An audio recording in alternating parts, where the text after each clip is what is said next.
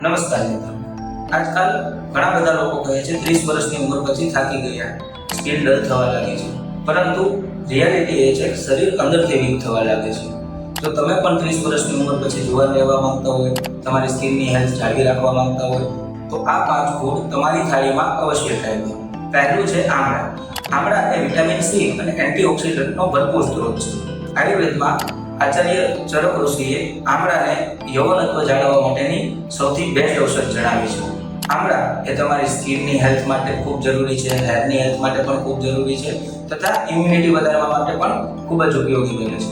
બીજું ફૂડ છે બદામ. બદામ એ નેચરલી વિટામિન E નો ભરપૂર સ્ત્રોત છે, જે તમારી સ્કિનની હેલ્થ જાળવી રાખવા માટે ખૂબ જ ઉપયોગી છે. ત્રીજું ફૂડ છે દાડમ. દાડમ એ નેચરલી એન્ટીઓક્સિડન્ટનો ભરપૂર સ્ત્રોત છે, જે તમારે સ્કિનના ગ્લો જાળવી રાખવા માટે ખૂબ જ મદદરૂપ થાય છે. ચોથું અને સૌથી અગત્યનું છે ઘી.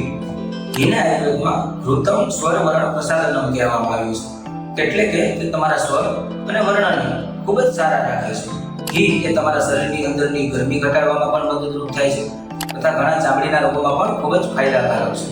પાંચમું ફૂડ છે હળદરવાળું દૂધ. રોજ રાત્રે સૂતા પહેલા હળદરવાળું દૂધ પીવાથી શરીરમાં ચાલી રહેલી ઇન્ફ્લામેશનની પ્રોસેસમાં ઘટાડો થાય છે તથા નેચરલી તમારી સ્કિનની ડલનેસ ઓછી થાય છે. માટે સ્કિન કેર કરતા પહેલા ફૂડ કેર કરવી ખૂબ જ જરૂરી છે. ધન્યવાદ.